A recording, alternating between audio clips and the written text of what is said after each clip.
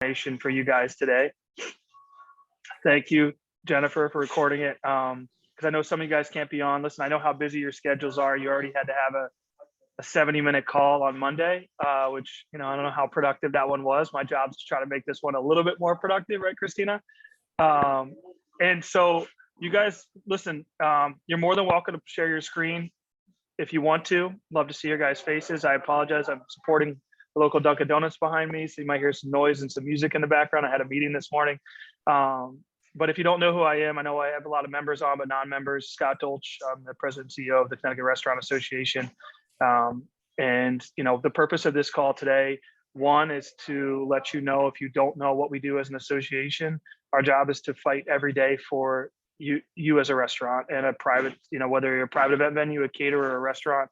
Our job over the last almost 2 years now has, since this pandemic has started, is to find ways to help you guys survive. And I know the call, I just will give a quick update on Monday, wasn't as productive as you guys wanted to hear it. I've been putting a lot of pressure on the mayor's office in regards to the vaccine mandate. I know they announced yesterday for teachers, the booster side, but I appreciate that they're not, in everything I'm hearing, they're not going forward with that. I've given them numbers on Boston and the dilemma that that's caused in New York City. I think we're on our way towards the end of this pandemic, not on our way towards growing anything. I think that the bigger piece right now is getting people, and good to see you, Mark and Carmelo. And it's to get you guys, through this and start recovery. You haven't started recovery yet. Let's be realistic. You're dealing with worker shortage. You're dealing with food supply chain issues. You're dealing with so much.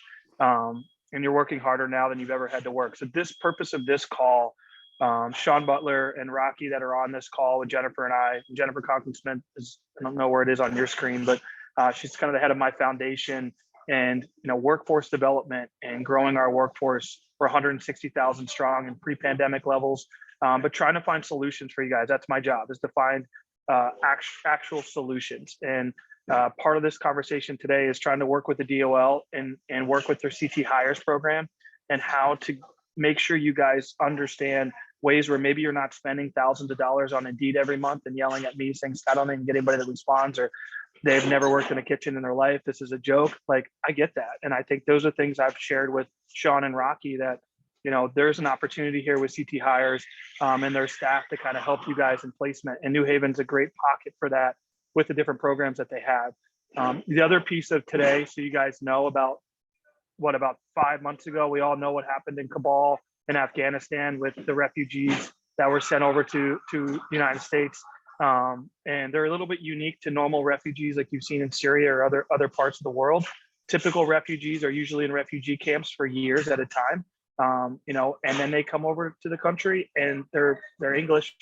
Almost all of them don't speak English. They struggle to kind of get into a workforce. This is different. These are people that were literally living in their houses and were told to evacuate Kabul in like 2 weeks. They had jobs. Some of them had been in our states, went to college here. And with that said, we know thousands have come into the state over the last 5 months. We know in Connecticut, we actually have about 75 to 100 that have actually gone through the whole process. They're living in the New Haven area, and they've gotten their Social Security cards, or they're pretty close to getting them. They haven't gotten already, and they're looking for work. And, I said to the governor, hey, our industry would be more than welcome to hire folks, especially, what's the language barrier? What are the challenges? But, we're desperate for staff. And a lot of these people, as I've talked to the different agencies, like are reliable. They, maybe even have some restaurant experience. This call isn't just, but I guess the purpose of today, this call isn't just about the Afghan refugees. This is about how do we build a better relationship with the DOL and trying to help you guys, find, the next workforce. We know that 30,000 of our probably workforce in Connecticut has left it completely. They had their own challenges within the pandemic. They've gone and found other opportunities. We have to go find the next workforce. And that's part of our foundation, part of our association, not only with the DOL. We've got our high school Pro Start program. We've got Restaurant Ready. We have all other things that we're going to try to do and continue to grow. We have our job board within our own site. Like, we're going to try to do more of that. So that's the purpose of this call. Before I really turn it over to Rocky and Sean, I will just shift back and just let you guys know there's two big important issues totally unrelated to this. One, the end of January, you're going to do your taxes for December. You don't have to raise your hand because you're not on the video, but I hope that you've taken advantage of the tax remittance program. There's 3 separate weeks that we passed the bill last session where you get to keep all 7.35% for that week. The week I believe was like December 11th through the 17th. It's on the DRS site. You have, I know you're going to file your taxes before the end of the month here in the next week. You need to do that. You can't go back. There was a month in August. Unfortunately, you've missed that if you didn't do it already, but there's an actual month in December. I've talked to restaurants in New Haven. They've been able to keep $7,000 or $8,000 per restaurant in your pocket. It's real money. We're trying to push a piece of legislation this session coming up, or to get another week next year, and how Omicron has hit you. But if you don't choose this December week and you miss the January window, the last week you have is a week in May. So you can wait and hold out till May, but I want you guys to know that it's real money, it's real dollars. When you file through the DRS, like you click a button that says, I'm going to take advantage of that week. So here are my sales and I'm keeping that 7.35%. So that's a real tangible. I don't want to have a restaurant come to me in July and go, oh, I didn't do it. Oh, I forgot to. Like, you have to do it. DRS has their system set up. So that's one.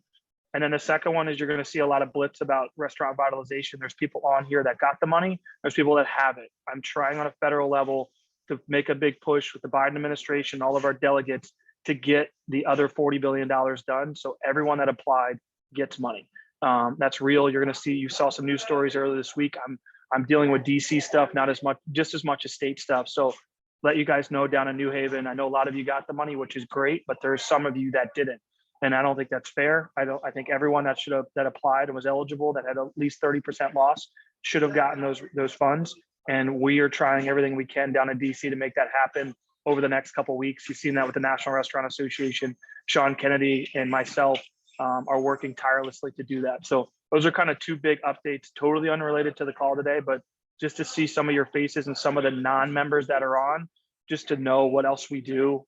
We could be on the call forever to talk about this upcoming legislative session, things we're trying to do, things we're trying to help you guys understand New Haven. That's why it was great questions, Mark, you were asking, and Carmela, about what is New Haven doing? They have ARPA dollars, which is American Rescue Plan dollars, to spend.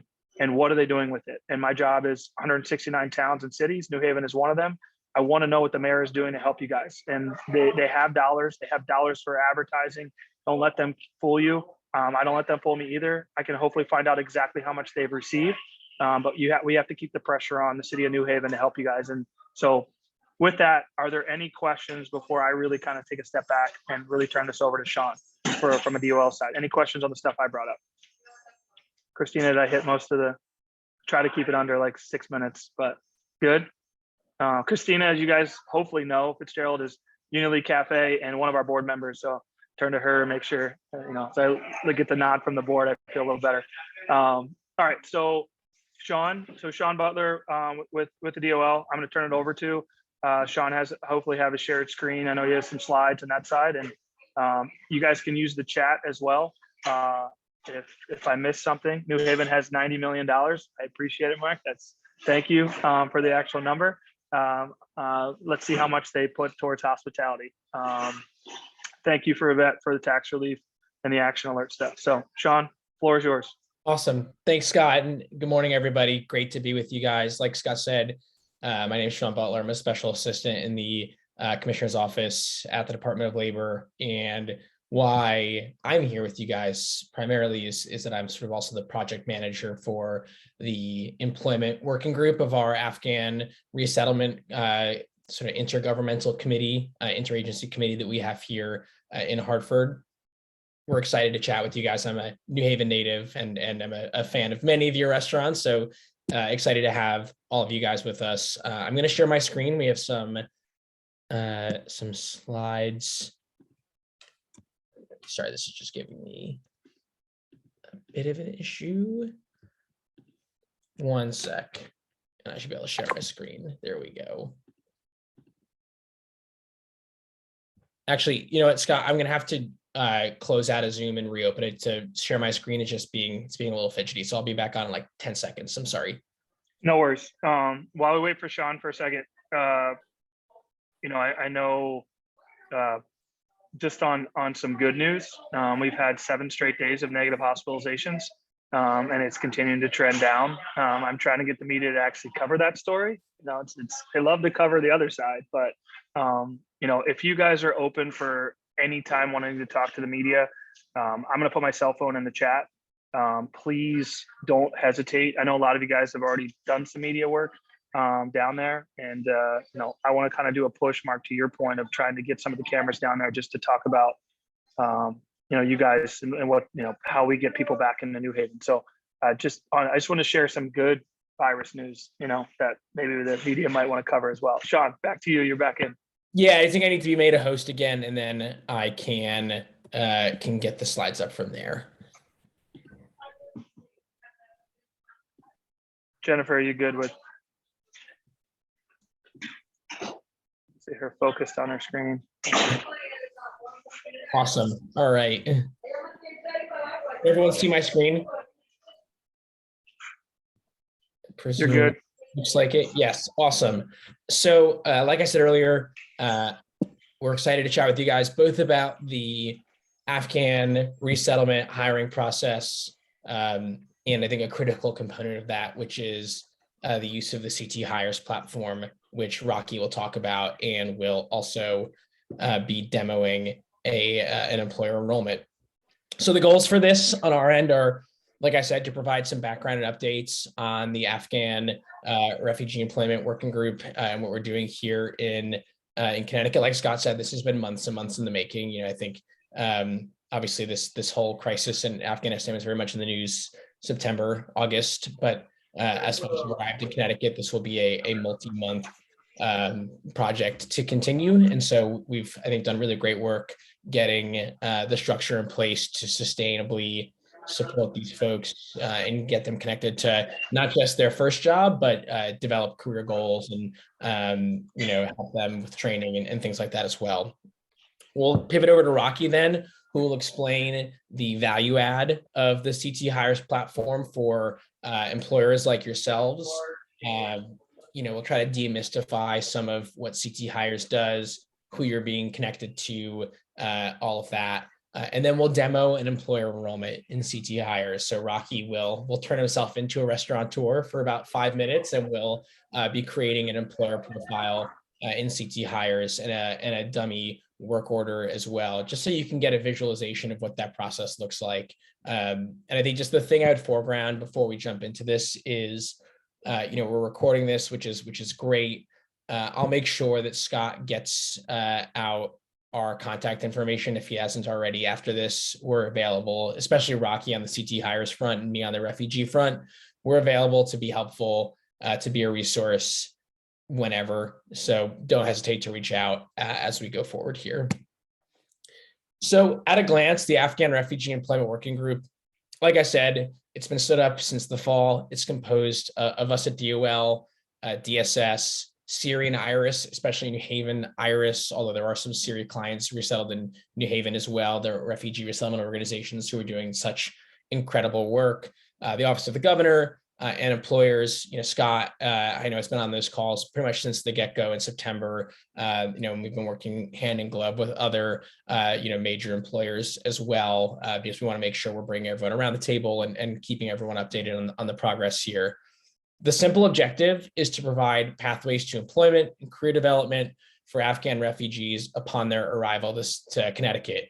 And like I said earlier, that doesn't just mean we're here to place them in a job and then wipe our hands of the matter. I think one real benefit of CT Hires and our American Job Centers, for those of you who aren't familiar with them, is that they provide services and tools that don't just help you get placed in a job, but will help you develop new skills, get trained, pursue your career goals, get career counseling. And so this isn't just a one-shot deal where we're going to place folks in work. Like I said, in the next bullet, this isn't a short-term project.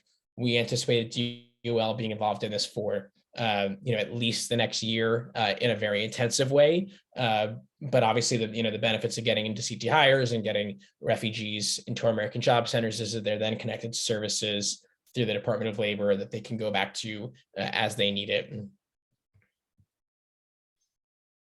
So just in terms of presenting some updates on the actual refugee job seekers that we're talking about, These numbers are a little bit rough because we're getting them from a variety of different sources. But as of my last update call 2 days ago, there are approximately 200 employable refugees in Connecticut from Afghanistan. And just to define what employable means, those are folks who are primarily men over 18, generally head of household. There are some exceptions to that as well, but these are individuals who are ready, willing, and able to seek out work ASAP in Connecticut. That number, in talking to the refugee resettlement organizations, will likely go up, especially as some women in the household, get their families settled and seek employment as well. So we do anticipate that number will continue to rise. But that's sort of where we're at right now. It's around 200. They might be like 190, but we're in the ballpark, and that number has shot up pretty considerably in the last month. The vast majority, again, for all of our Elm City, New Haven folks here, are IRIS clients. So they're not all in New Haven. IRIS has taken on an immense role in resettling folks, not just in New Haven, but also in Hartford, and in some what they're calling supportive communities. So small towns where, either a civic association or a church, or you could name other groups that have sort of come together and have sponsored a family. I've heard of examples up in the Quiet Corner, in Old Lyme, in Litchfield County. So there are some folks spread throughout the state, but the majority are in New Haven, with some in Hartford and Bridgeport as well. There are a wide range of skill levels, education attainment, and English language skills amongst these folks. I've heard people who were college professors in Afghanistan who are now here in Connecticut, folks who were dentists, engineers, but then also people who haven't worked in those high skill settings, who may not speak English as fluently. My understanding is that as part of the resettlement process and the work readiness process, every single refugee through IRIS and CRA is put in ESL classes. So for folks who've been here for a few months now, they are working towards English language proficiency, but there's definitely a wide range right now of English language skills. Rocky can probably speak a little bit more to that in a little bit, because he's been the one getting all of our forms, enrolling folks in CT hires as they go. And we ask, as part of that process, what the English language proficiency levels are, just so that we can give employers a sense of clarity about, what they're what y'all are stepping into in terms of, the potential workforce you'd be interviewing.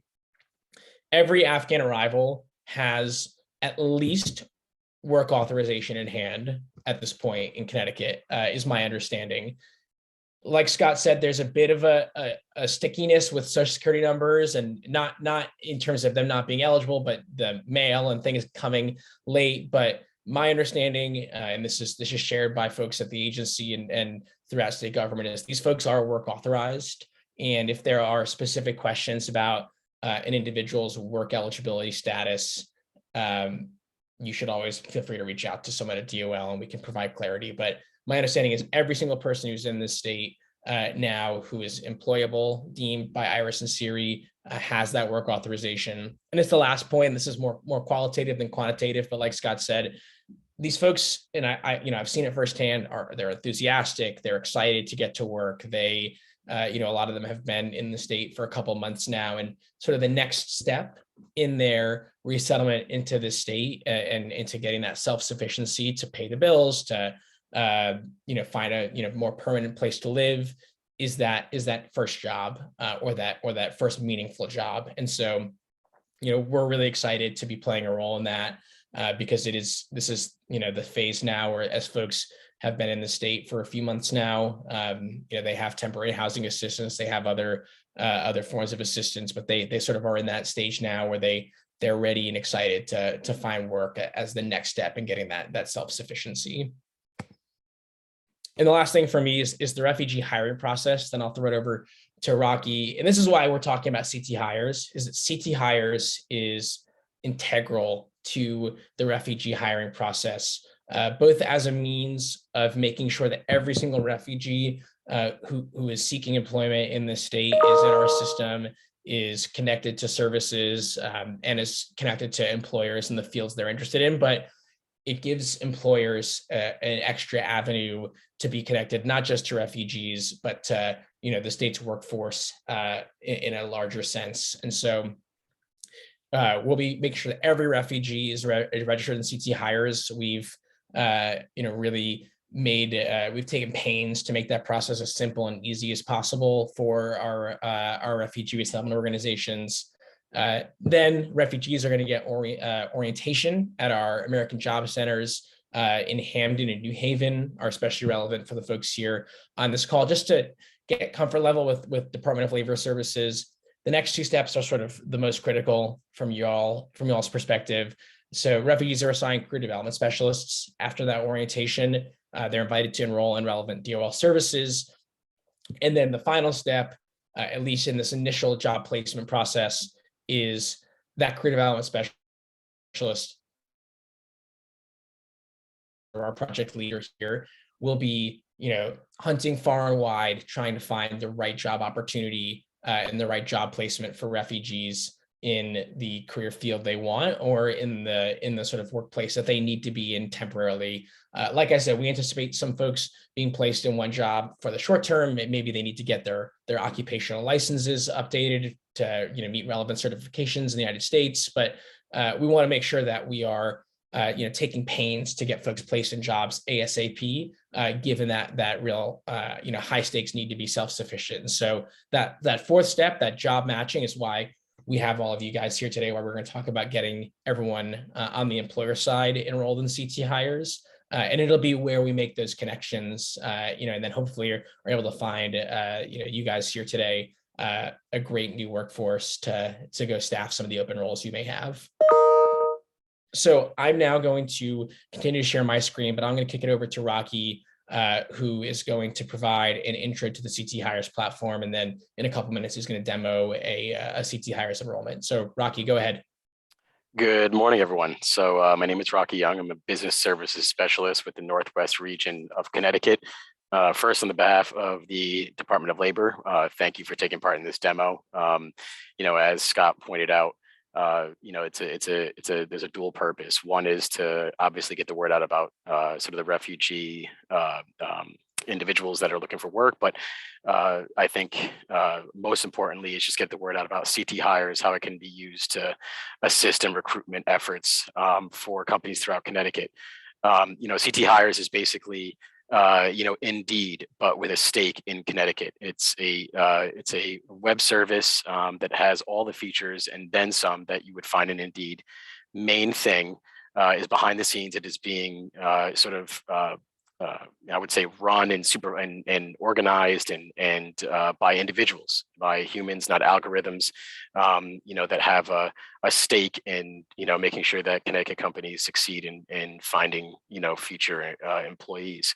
Every job order and company on CT Hires is vetted. In fact, if you, hopefully many of you complete your CT Hires registrations after this, you'll be contacted by an individual from a department within the Department of Labor to verify certain information, to then make sure that your account is legitimate, before it is then made active. We do, quite a few things in terms of helping businesses in Connecticut, find future employees. We are currently running, I know in the Waterbury office, which is where I'm working out of right now, we are currently running in-person recruitment events. We had one yesterday. We have 5 or 6 planned within the next few weeks that are, people are being hired directly, through. We've been running these through the entire, well, not the entire pandemic, but we started in August, and have been running them, since. Many companies are signing up. It's about a matter of getting the word out about CT Hires, what it can do, for you as a company owner.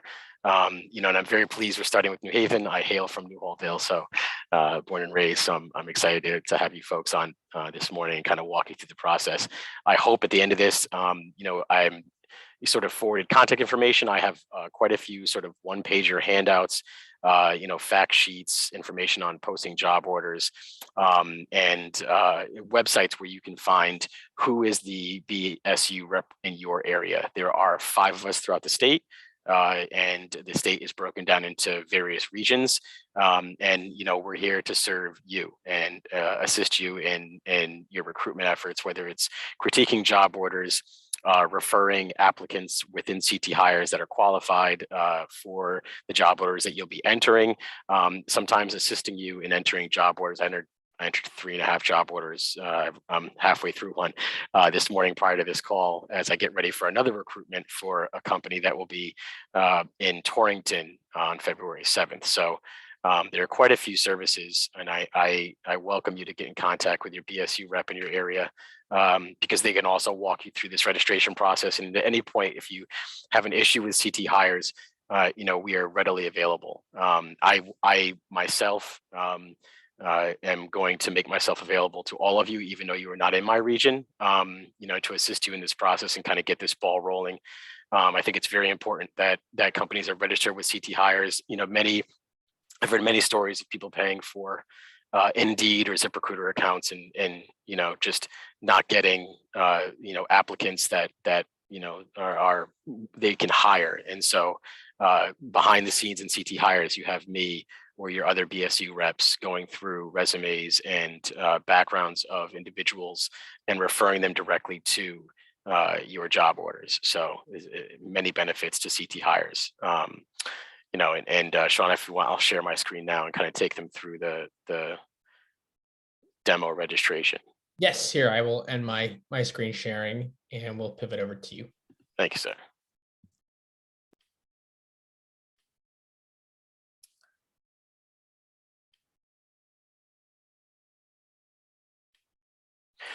So once you go to CT Hires, I'll show you. It's just very easy. If you type in CT Hires and it'll just come up in your Google search.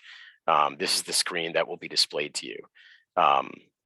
Obviously, once you've registered, you would click in, the sign in button up here. But to register, you're still going to click that, and you're going to scroll down to the bottom. You are an employer. You don't have to worry about these two on the side, and you're not an individual unless you are currently or will be looking for work, but you'll click on the employer and agent. So this is the employer use policy. You will be given a copy of this via email once you go through the registration process, but I recommend that you read through it because there are things that you'll have to abide by when using CT Hires, which is to protect employers and employees and to make it transparent throughout the process. But once you've read through it, just click I agree. Here you are a direct representative of your organization, not third party or professional employer organization. You're doing it for recruiting.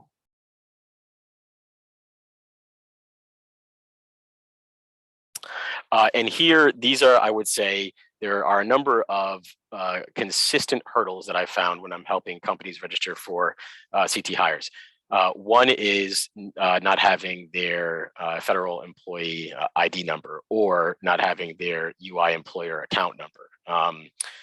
Most of you on the call, I believe, are the owners of your restaurant, so you should have access to this information. But if you're ever talking to other business owners within the area and recommending CT Hires, understand these are usually the hurdles for registering.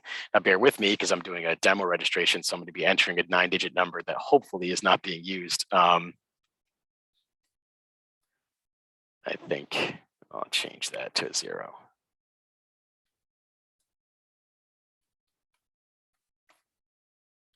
And also a demo UI number.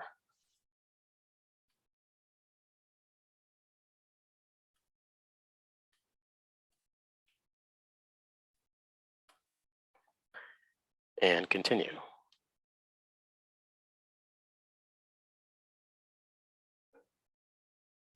Now here's where you're going to pick, obviously, your account information. For username, I'm just going to enter my name. Password doesn't really matter. this point, this won't be deleted, but they do have, you know, the sort of the recommendations and things that you'll need to enter for your passwords. So keep that in mind.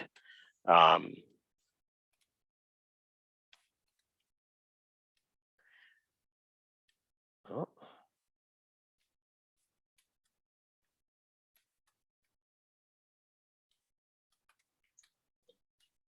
Rocky, while Okay. you're entering that in, I would Yes. just say, I think this group definitely, unfortunately, knows their EIN number and UI number by heart after all the different grants and federal stuff. So I don't think that's going to be too much of a hurdle. Understandably so. Understandably so. Obviously, you'll do a security question. You'll go down here, company name. I am pretending to be a restaurateur, so Rocky's Cafe.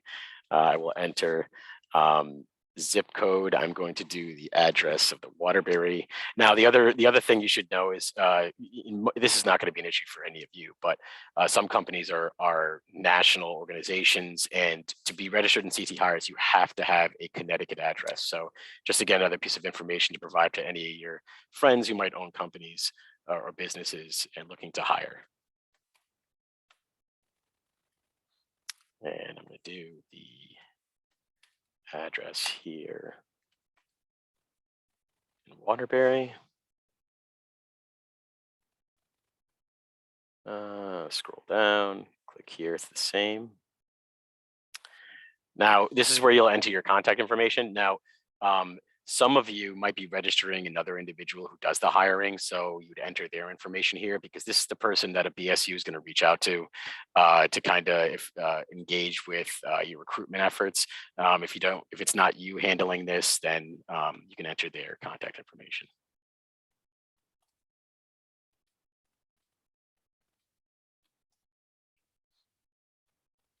Phone number.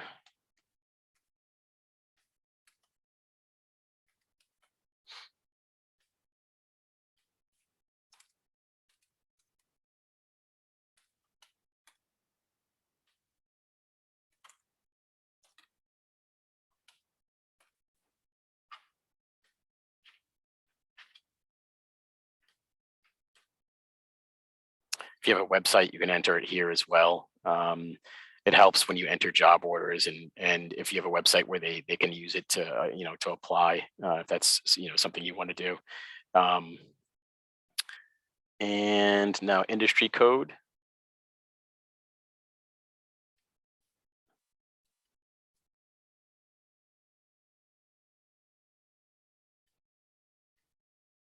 Not a federal contractor. You are a private sector. Number of employees. You can estimate this. It doesn't have to be exact. And you are not a staffing agency. If you're a staffing agency, the application then becomes much more complicated, but you're not, so nothing to worry about. I am not a robot, and save. Rocky, what was that about being a second chance employer? Is that something that they should select? What is that? No, nothing that you'll have to worry about. No, nothing Okay. you'll have to worry about. So what it brings you to is the next page, which are some of the notices, which are that you cannot restrict hiring an individual based on them currently being unemployed or their employment status.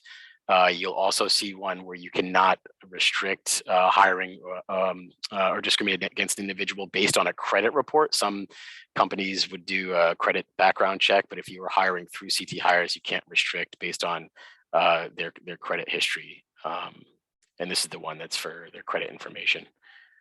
You will also see, you'll get an email that will explain that you can't discriminate or you can't sort of have on, let's see if I can bring it up really quick. You'll get this right here in red, state and federal employees exclusion based on whether or not they have criminal history.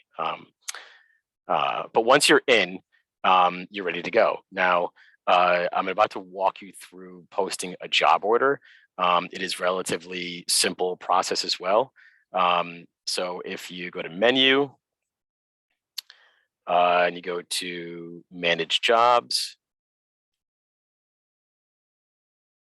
I mean, you could have went straight from that screen to post a job, but if you came here, this is sort of like your history for things that are going on, you know, that since you've been in CT Hires.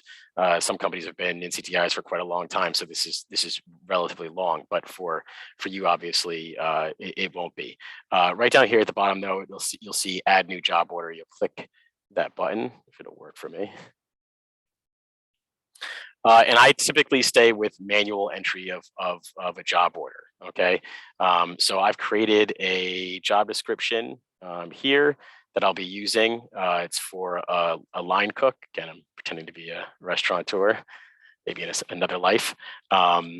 So I would enter the job title.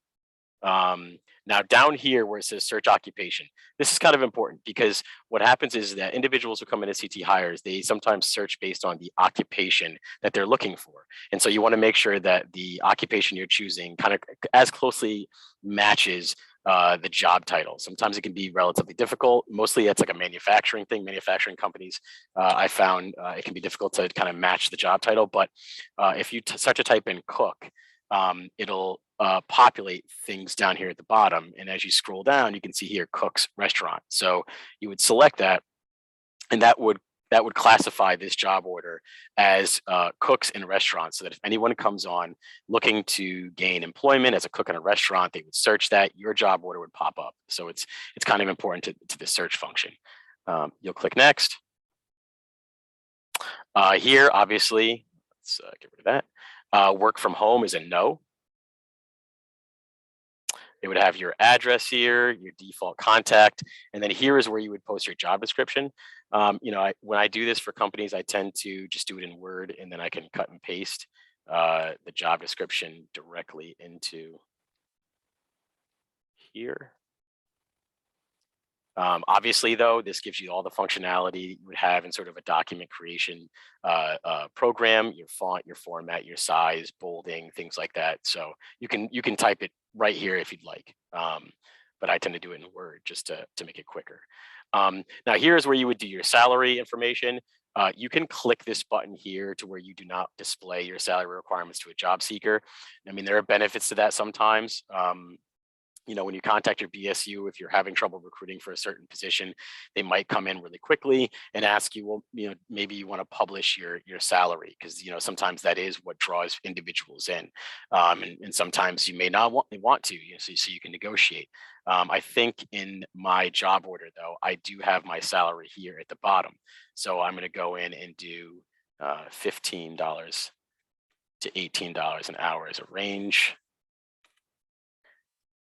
Here, anything with an asterisk, obviously, like any other form you probably filled out on the web, has to be completed.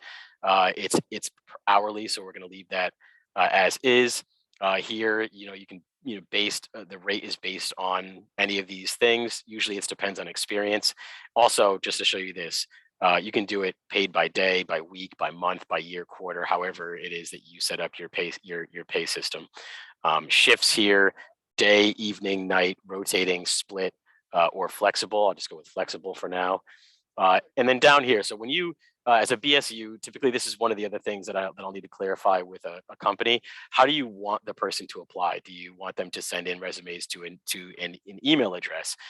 Do you want to do a company website? And that's when you would click this and you would fill in the company URL right here.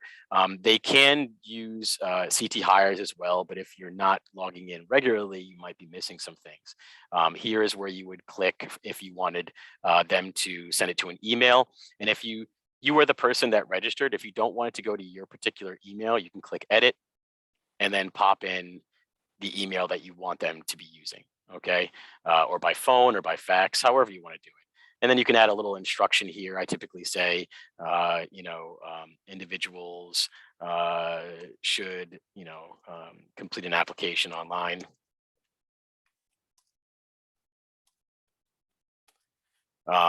You know, based on the website. Now you can get as detailed as you want with this. You can go through all of these skills that you're looking for. You know, if you're struggling to hire with for a position, or the people that are applying just don't have the skills that match, you can get as detailed as you want with that. But since you chose the occupation at the beginning, it's going to fill in industry skills that the state of Connecticut has sort of done research and background information, or are developed through background information that are recommended skills for the position. So you don't necessarily have to fill that out. Here, if you have an age requirement, which I'll do just to show you that once you do enter that, you have to do a reason. So whether or not they're serving alcohol, whether it's hazardous, hours of work, insurance, other details that you can specify in your job description, which is what I'll click now, so that I don't have to do anything further. But you can specify that. You can specify minimum level of education. We'll go with high school diploma or equivalent. You can do vocational school certificate. And then you go with minimum months of experience. Now, if you don't require a minimum, put a 0 in there, because it does require a value. And it will sort of kick you back to this screen and ask you to enter a value. So if you're looking for someone fresh out of a training program, you're not worried about sort of level of experience, you can click 0. Here, whether or not you require a license or a certification, we might say yes, and you require ServSafe, or any other requirement that you might have for the position. Is this job accessible by public transportation? If you want to say yes, if you're on the bus line, because maybe you're hiring for somebody who it's not necessarily needing to have a car, you can click yes or no here. I'll click yes.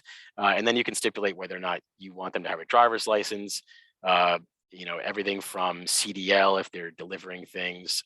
Here, we're just going to go non-commercial driver's license for any motor vehicle. Once you get to that point, you're going to click again, I'm not a robot, and create job order. So it's going to kick me back. Valid email address. I missed that line. Because I clicked that. Okay, I'll do this. But when it does kick you out, you'll see that it does take you directly to, and it kind of explains it very, very specifically what you need to fill out. But then we'll create job. And there you go, your job order is in. Up here, this number, if you want to let people know, if they go to CT Hires, you can search the job order based on this number. You can scroll down and you can see, you can edit any portion of this. So if you enter, if you hit create job order and like, oh my God, I didn't enter something, you can literally come back and edit any piece of it. So it's stress-free. And at any point, if you ever have a question about any of this, you can reach out to your local BSU. Now, the other feature that I'm going to tell you about is that there is a virtual recruiter. What this does is, once you set it up, and I'll take you through really quickly, is it will monitor CT Hires for any of the requirements that you set and send you emails of qualified individuals based on what you set. So it's another free sort of service.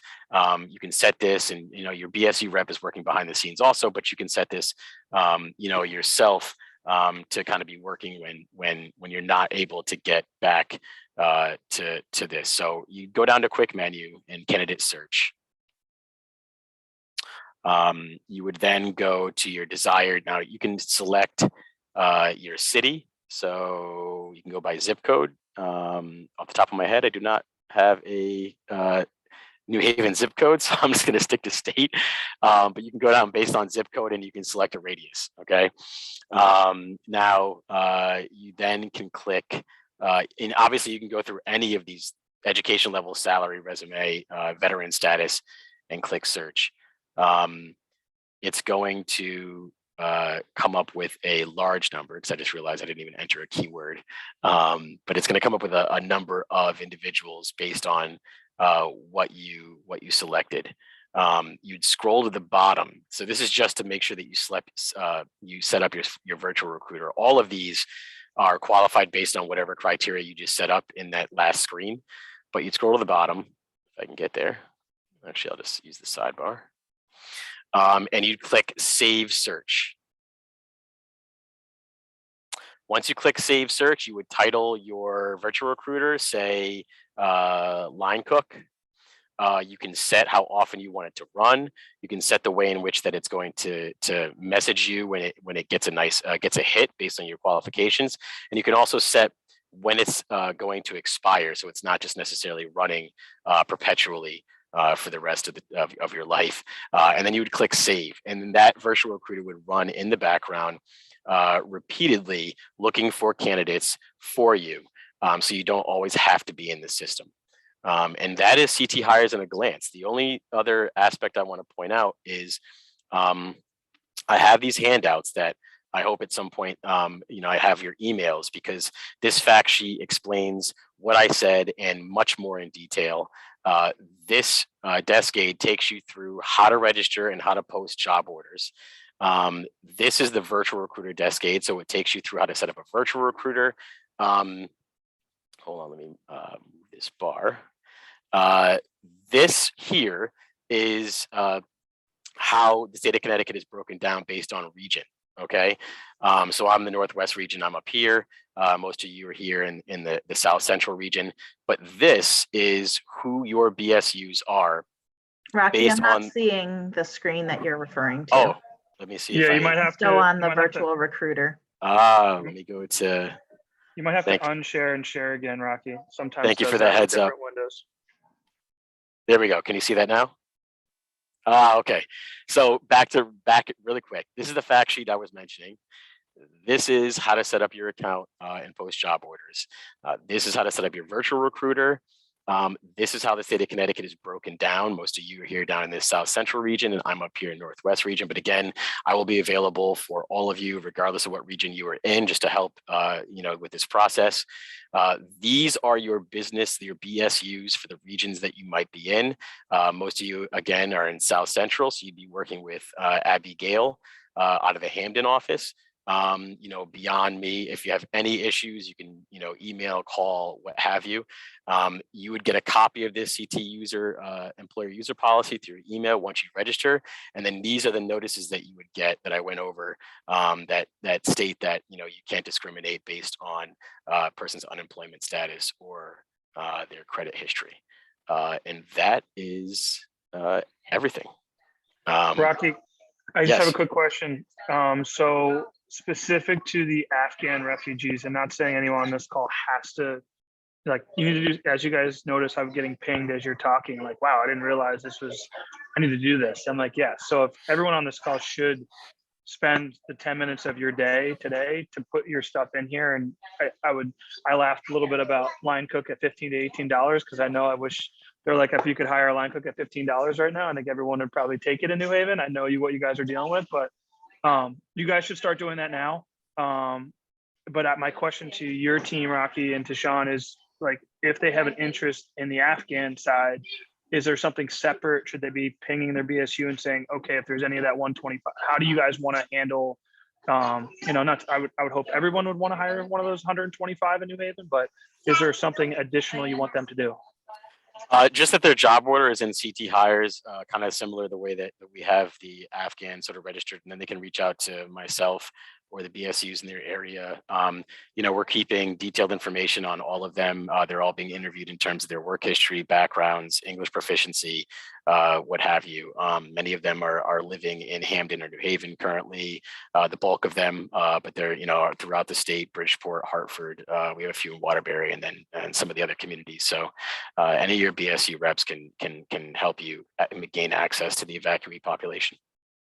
And I would just jump into I think one thing that Rocky and I can circle up about after this call, and Scott and Jennifer, we can get back to you, is, obviously you guys are taking an attendance of who's here today, and we can get a follow-up form, just a couple of quick questions to be filled out so that we know that you have a specific interest in employing refugees, how many roles you may have available, stuff like that.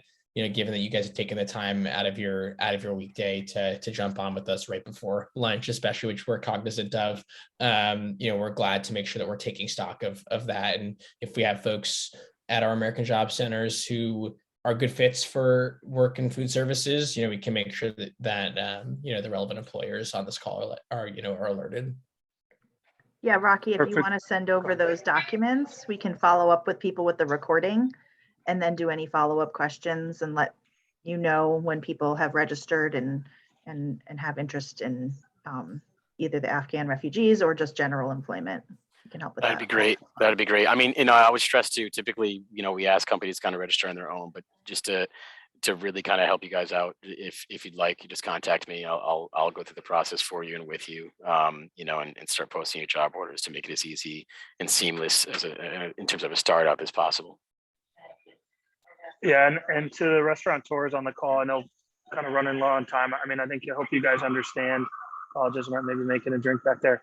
I would just say, this is the difference is you have, and Rocky's been great because, with his team as a BSU, like they're going to take and kind of hold your hand through the process, but also help and always, it's the network that you have. Like, hey, you know what, I maybe have someone for you. Or I might, to be able to push through. And I think every restaurant, and we're going to have a bigger call with all of our members and non-members across the state to get everyone on CT Hires if they're not already. Some of you guys already are on, but I guess at this time, I want to make sure, are there questions from the group that maybe was missed or anything as far as CT Hires is concerned? And feel free to unmute yourself or share your screen if you want to. I'm gonna put my email in the chat too. If you have questions after this, feel free to reach out to me whenever. Perfect. And I just want to go back to, there was we lost some of the folks that hop off. This is recorded, so I think Rocky, your explanation is great. I think it was kind of going through and being able to share with us, exactly how to register. It shouldn't take you guys more than 5 to 10 minutes. And then the other side of everything right now, guys, is I do want to have a follow-up from a CRA side to Carmelo's point on the side with New Haven, and specific to the DCD office and that $90 million that Mark put up at the beginning. We have to be one voice, and it will help it. I would say you guys, and I think a leader in this is Christina, not to ping her and call her out. But I do think with you guys with New Haven, it needs to come from you guys, it needs to come from a voice. I'm happy to set up a call and just to talk about whether we put DCD. That call was unfortunately not as productive as we wanted to be. But we need to also be very honest with them about that $90 million. I put stuff in there about, I've talked to West Hartford and Fairfield and other towns where they're looking at, not charging you permits for the next year, maybe eliminating parking for a time to try to get people to come down and say, hey, you can park in New Haven for free, like that, to make sure, trying to generate traffic, which you guys need. So all of those are just little ideas, but I think having a follow-up call. But as far as this is concerned, my ask of you guys this morning is spend 10 minutes, register. You all have your EIN numbers. You all have your unemployment side. I know you guys have that probably in the top of your head or on a sticky note on your computer. Get through that process, and then work with Abby and obviously Rocky that's here. And let's hopefully, see if this, can help not only with those Afghan refugees, but see if we can help you guys. I know how much you guys are in a worker shortage still. And it would be huge. So that's all I have. I'm looking at the clock here and we're kind of at 10:57. Christina, is anything that you have? I'm just kind of looking at the chat on the side. Rocky, thank you for putting your email in. Jennifer, did I miss anything? No. Christina, did I miss anything? No, very helpful today for a good start for, to get staffing back into our building. Now we need to get the city more behind us. Yeah, and Sean and Rocky do not represent New Haven, so I appreciate they've got New Haven roots though, which is I love to hear. But no, listen, I think I hope you guys are using the CRA, and please reach out to us. I put my cell in the chat at the beginning. Please, I don't care if you guys need to text me or something's going on or need help. We have to get New Haven back to even better than it was pre-pandemic levels from a culinary side. And the ARPA funds is one way, but there's other things we need to continue to do. So I appreciate you guys giving an hour of your time on a Wednesday, getting ready for the lunch rush. And if you need any more follow-up, you know where to find us. Otherwise, Rocky and Sean, as always, thank you guys for your time. And we will follow back up with everybody through emails. Also some blast stuff to make sure you guys, but CT Hires, you guys see is pretty straightforward to register and get your company up and running. So thank you again for the time. Thank you, guys. Buddy, Thanks, everyone. appreciate it.